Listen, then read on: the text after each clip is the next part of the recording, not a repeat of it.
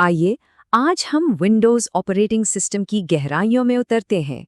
ये एक तरह का गाइडेड टूर होगा जिसमें हम देखेंगे कि इसके अहम काम कैसे किए जाते हैं स्टेप बाय स्टेप, ताकि इस माहौल में काम करना बिल्कुल आसान हो जाए।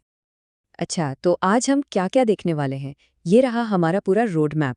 हम सिस्टम में लॉगिन होने से शुरू करेंगे और फिर आहिस्ता-आहिस्ता देखेंगे कि सिस्टम अंदर से कैसा दिखता है, कैसे काम करता है और इस पर नज़र कैसे रखी जाती है। ठीक है, तो चलें शुरू करते हैं।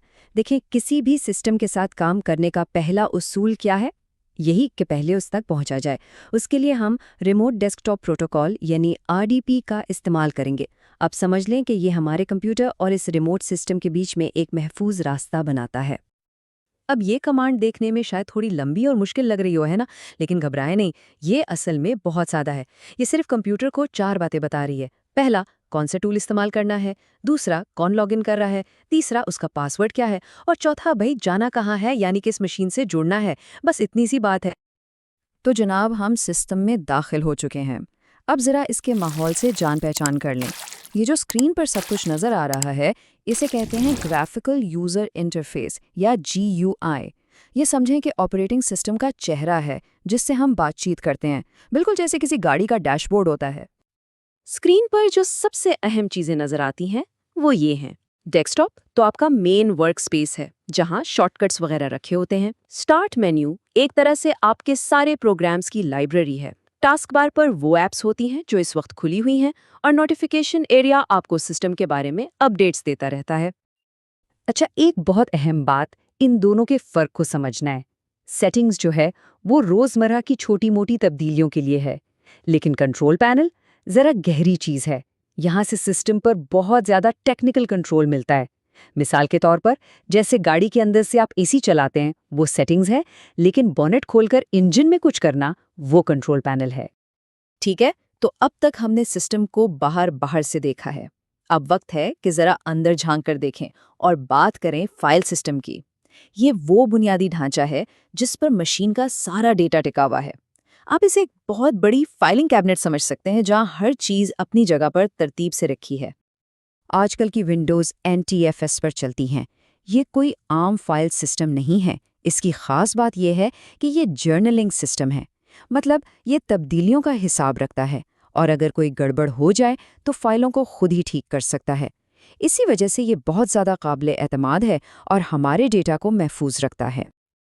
और ये टेबल, ये विंडोज़ सिक्योरिटी का दिल है। ये जो परमिशंस है ना, ये बिल्कुल किसी क्लब के बाउंसर की तरह काम करती हैं, जो फैसला करता है कि कौन अंदर आ सकता है और अंदर आकर क्या कर सकता है। यही उसूल तय करते हैं कि कोई भी यूज़र किसी फाइल या फोल्डर को सिर्फ देख सकता है, उसे बदल सकता है या उसे डिलीट भी कर सकता है। और यहाँ एक बड़ी दिलचस्प चीज़ है। NTFS में एक फीचर है जिसे ऑल्टरनेट डाटा स्ट्रीम्स कहते हैं। इसकी मदद से किसी एक फाइल के अंदर ही एक और डाटा स्ट्रीम छुपाई जा सकती है।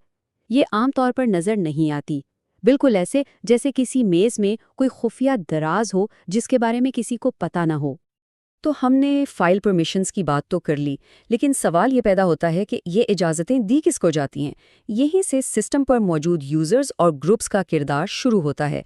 आइए देखते हैं कि ये रसाई के असूल यानी रूल्स ऑफ एक्सेस आखिर काम कैसे करते हैं। किसी भी विंडोज़ मशीन पर बुनियादी तौर पर दो किस्म के यूज़र्स होते हैं।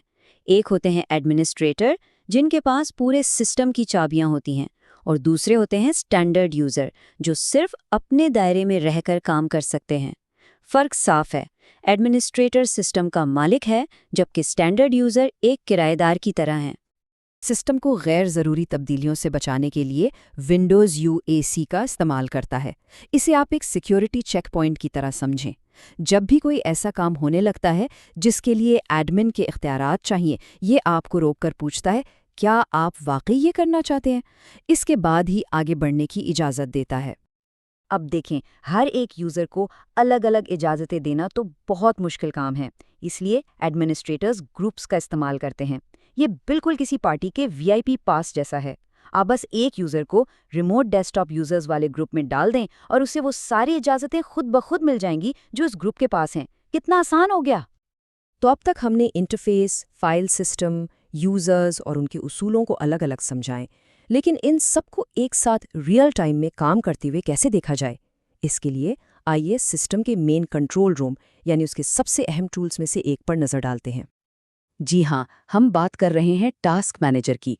ये विंडोज़ मशीन का वो मरकज़ी डैशबोर्ड है जहाँ से हर लम्हे की खबर मिलती है, बिल्कुल किसी खलाई स्टेशन के कंट्रोल रूम की तरह, जहाँ से आप देख सकते हैं कि सिस्टम में इस वक्त क्या कुछ चल रहा है।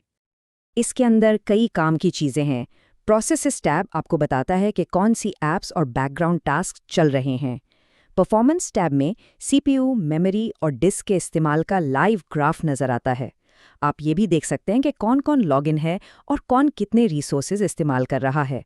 और इसे खोलने का सबसे आसान तरीका है कीबोर्ड पर कंट्रोल, शिफ्ट और एस्केप एक साथ दबाना। चलें तो विंडोज़ की बुनियादी बातों की इस गाइडेड टूर को समेटते हैं और एक नज़र डालते हैं कि हमने आज क्या-क्या सीखा। हमने RDP कमांड से सिस्टम का दरवाज़ा खोला, फिर इसके GUI यानी डैशबोर्ड को समझा, उसके बाद फाइल सिस्टम के इंजन रूम में झांका, रसाई के कवानीन को जाना और आखिर में टास्क मैनेजर के कंट्रोल रूम से सब कुछ एक्शन में देखा। ये सफ़र तो सिर्फ एक शुरुआत है। उन बुनियादों को समझने के बाद अब कई नए रास्ते खुल गए हैं। तो अब सोचने की बात यह है कि आपका अगला कदम क्या होगा? विंडोज़ की इस दुनिया में अगली कौन सी चीज़ है जिसे आप खोजना चाहेंगे?